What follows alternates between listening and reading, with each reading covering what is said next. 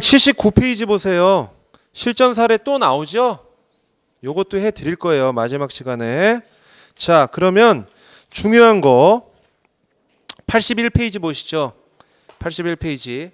자, 우리 이제 뭐 했습니까? 자, 보세요.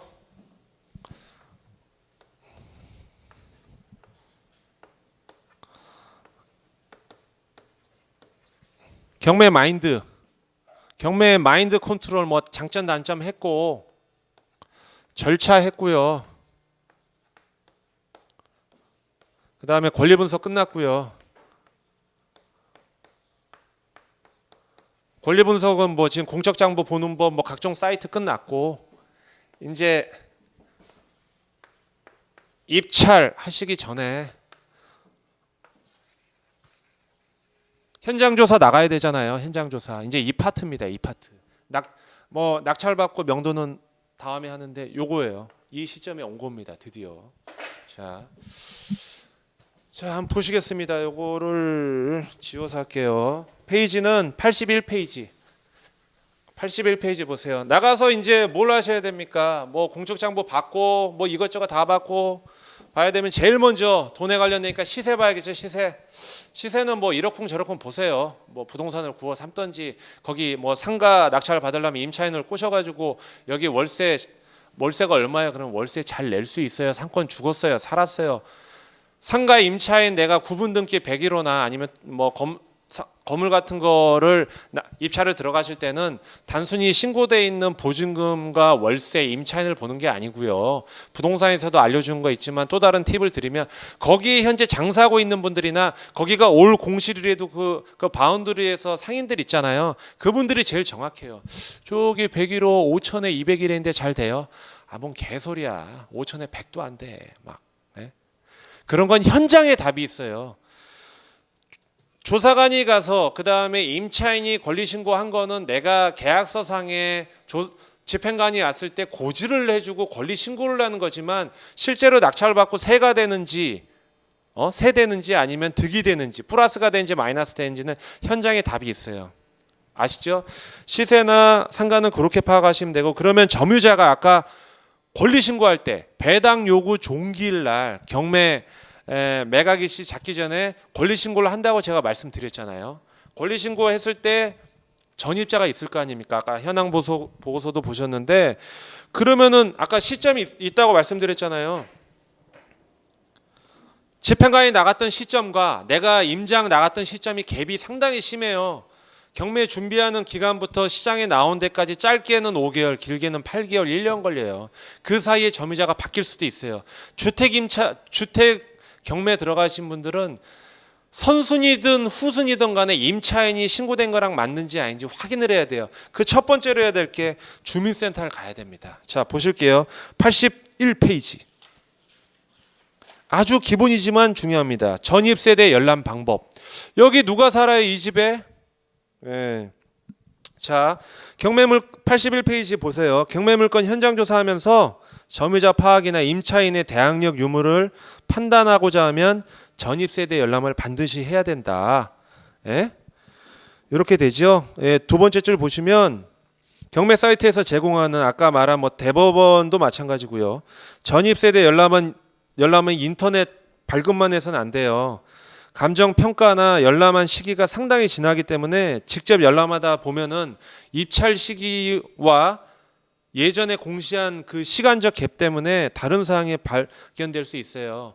그 사이에 제3 점유자가 들어온 경우도 있고 세대 분리가 된 경우도 있기 때문에 그런 게 있습니다. 그런 거에 따라서 나중에 낙찰받고 인도명령할 때 신문서 발송할 때 희한한 사항이 발생될 수 있기 때문에 선순위 전입자가 있기 때문에 전입세대 열람하는 건 기본이고요.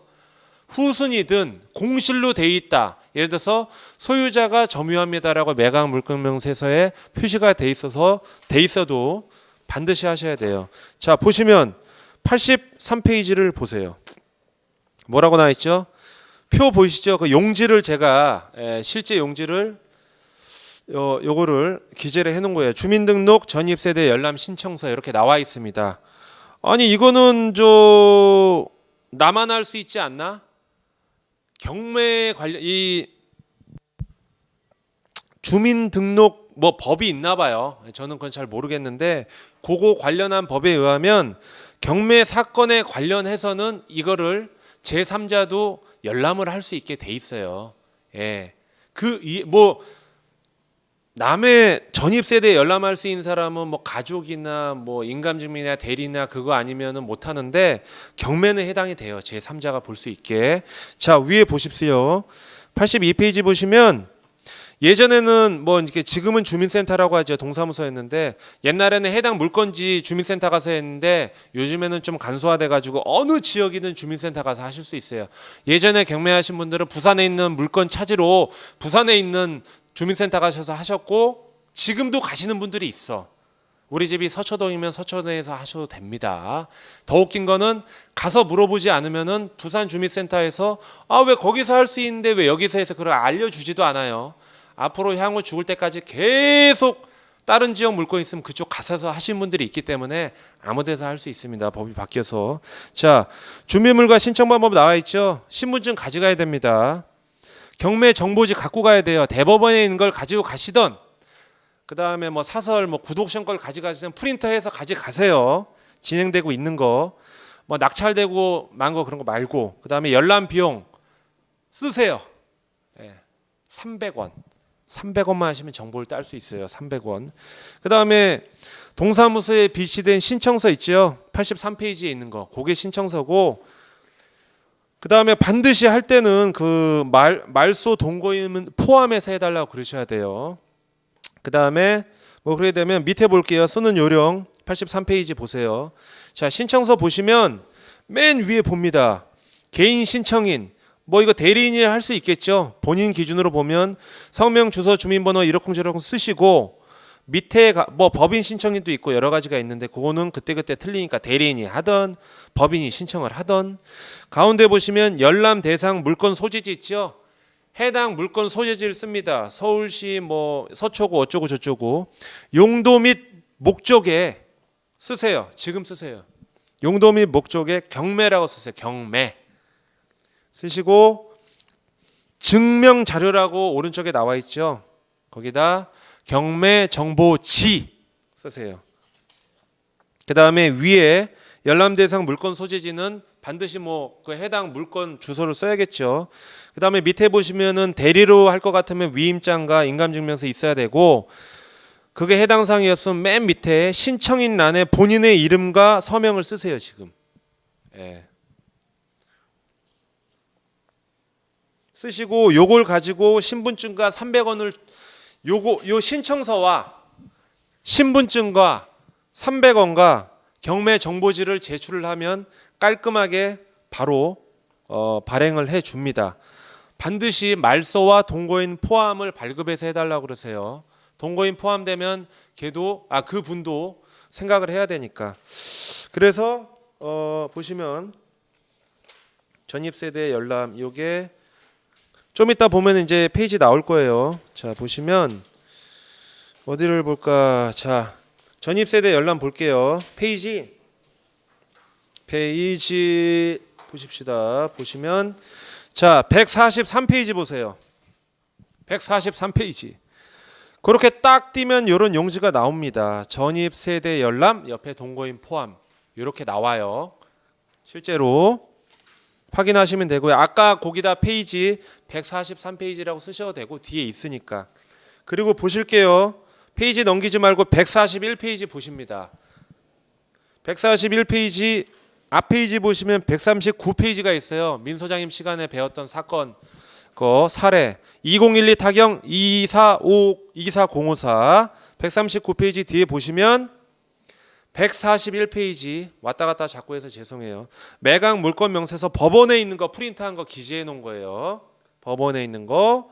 그다음에 다음 페이지 보시면 현황 조사서 나와 있고 전입세대 열람은 집행관이 했던 건데 우리는 그 당시에 신고된 거고 따로 이렇게 띄워보면 나온다는 거. 이건 탁상에서 볼 수 있는 거. 다음 페이지 보면은 문건 송달 내역, 처리 내역 있고요. 그 다음에 147페이지 보시면 국토해양부 실거래가는 아까 참고 사이트 말씀드렸죠? 거기서 보시는 거고 그 다음에 그렇게 됩니다. 그러면 아까 페이지 다시 넘어올게요. 다시 넘어와서 아까 83페이지였죠? 그렇게 해서 떼면은 아까 141페이지인가 거기처럼 나옵니다. 예? 그렇게 나오고요. 86페이지 보실게요. 저번 주차 강의에 한 거요. 경매 물건 시세 파악. 요 사이트 다시 한번 들어가세요. 네이버 부동산이든 부동산 114든 부동산 서브든 뭐 KB 시세를 보시던 현장에 가서 물고 늘어지던 하시면 되고요. 그 다음에 87페이지 국토거래 해양부 실거래가 147페이지에 그거 보셨죠? 그거 보시고 다음 페이지 88페이지는 서울 부동산 정보광장. 요거는 별로 볼 일은 없는데 참고로 보시면 되겠습니다. 자, 그러면 자, 보시죠. 그 다음에 보실 게 또 뭐 있냐면 페이지 94페이지입니다. 94페이지. 우리가 공부 볼 수 있는 것 중에 중요한 거예요. 자, 토지.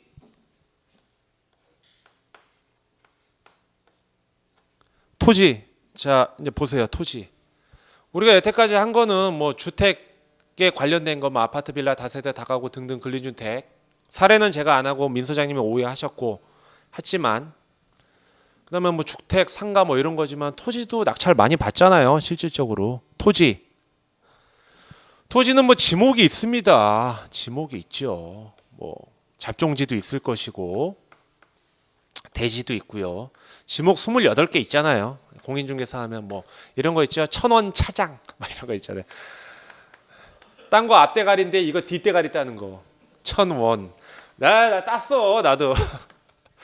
뭐 차장이 공장이죠. 유원이 유원지고. 차가 뭐죠? 그렇죠. 주차장.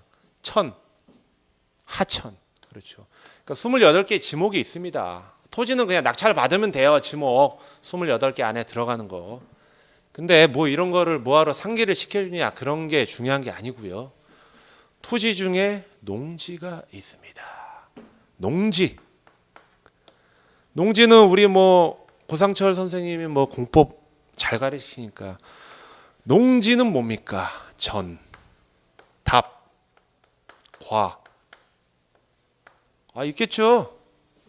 그럼 농지 낙찰 받을 수 있어요, 없어요? 있습니까, 없습니까? 다 되죠. 자동차도 받는데 뭐 농지라고 별다른 게 있나요? 그렇지만 제가 인트로를 밑밥을 깐 게 뭐 농지 전답 간 거 모르냐 다 알지 임마. 농지를 낙찰 받으실 때는 아까 말한 지목과 별개로 상이하게 농취증이 필요합니다. 여기다 적을게요. 예. 농지, 취득, 자격,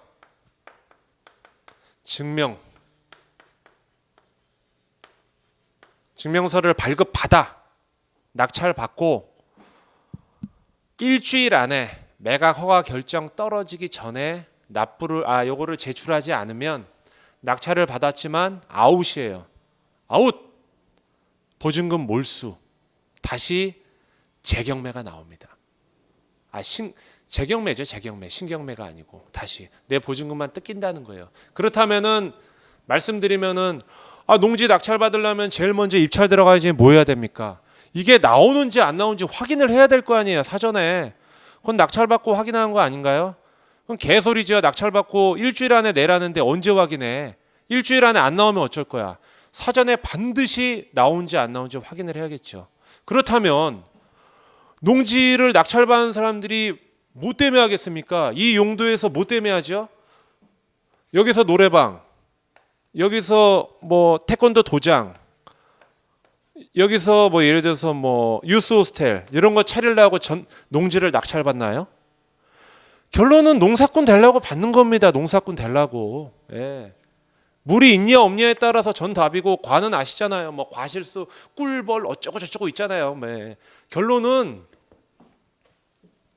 농사 지려고 받는 거예요. 그렇다면 농사는 누가 짓습니까? 예? 말씀해 보세요. 농사는 누가 지어요? 경매는 다르게 보셔야 돼요. 농사꾼이라고 그러면은 또 저기 낙향하신 분들이 열받으니까 또 요즘에 많이 하시잖아요, 일부러. 예. 농업인이 있고요. 농업인만 있나? 개인만 있어요? 법인도 있겠죠. 영농조합 법인, 뭐 농업법인. 이거 뭐 똑같은 맥락인데 이거 같은 거고. 인과 법인이죠. 또 있겠죠. 야, 그러면 나 농사꾼도 아니고 법인도 아닌데 그럼 못 받냐? 왜 못 받아? 농사할 사람도 받을 수 있을까? 농사할 사람. 예? 예비 농업인. 그렇죠. 결론은 농사할 사람인데 요즘에 은퇴하셔가지고 은퇴를 안 해도 젊은 분들도 지방 가셔가지고 작물 잘 해가지고 재벌 되시는 젊은 분들 많잖아요. 꼭 은퇴해서 낙향하는 게 아니고. 그렇다면 페이지를 보겠습니다. 자 94페이지 보시죠. 예. 94페이지 보시면 맨 왼쪽 상단이요. 농지 취득 자격증명 발급 절차가 있어요. 순서를 말씀드릴게요. 1번 경매 낙찰을 하지요. 그 다음에 입찰 보증금 받고 최고가 매수인 신고 증명을 합니다. 그거는 이제 다음 시간에 어떻게 진행인지 법원에서 어떻게 하는지는 알려드릴 거니까. 세 번째는 해당 소재지 읍면 주민센터 가서 발급을 신청을 해요. 농취증 발급.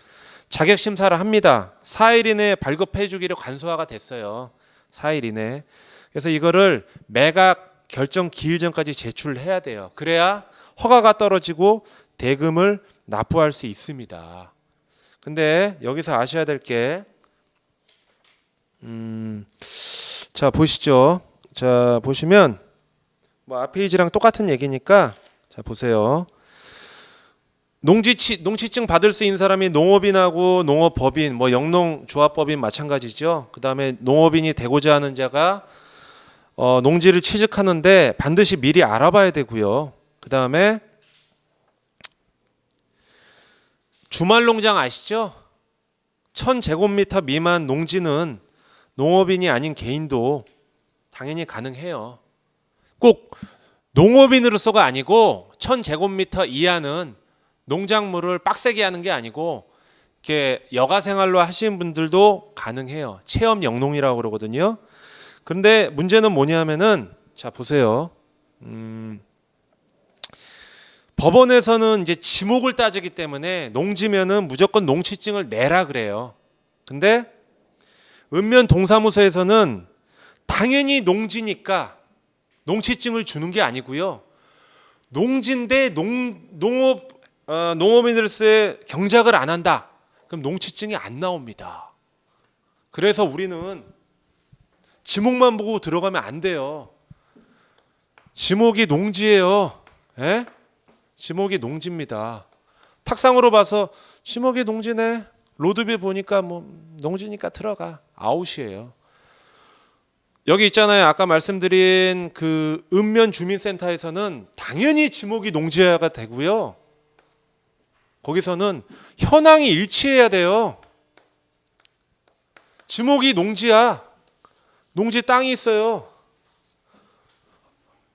여기서 불법 건축물 만들어 놓고 타짜 찍고 있어요. 고스톱하고 있다고. 예? 여기서 뭐 돼지 키우고 소 키우고 앉아 있고 건축물이 있고 이러면은 현황하고 지목과 현황이 일치하지 않잖아요. 그러면은 농취증 나오지 않습니다. 예를 들면 뭐 불법 건축물, 그 다음에 농작을 해야 되는 땅에서 딴짓거리를 하고 있거나. 근데 제일 문제가 되는 건 딴짓거리 하는 건 안 하면 되는데 할 수 없는 경우가 있어요. 농지 위에 농사지라고 했더니 이게 땅이라고 봅시다. 땅에 여기다 건축물을 버젓이 져놨어. 근데 더 웃긴 건 건축물 대장이 있어. 건축물 대장이 있어요. 그러니까 입찰 들어가지. 야, 건축물 대장이 있으니까 뭐 농지인데 뭐 그러니까 문제 없네. 문제 없어요. 사는 데는 건축물이 있어도. 근데 농취증은 안 나와요. 건축물 대장이 있어도. 그러니까 이런 것도 들어가면 안 되고요. 당연히 그러겠죠. 살아도 상관없어요. 농취증이 안 나온다니까. 그 다음에 또 뭐가 있냐면 골 때린 거. 농지 안에 분묘가 있어요. 이거 어떻게 할 거야? 여기다 분묘 위에다가 콩나물을 뭐 고구마 할 수 없잖아요.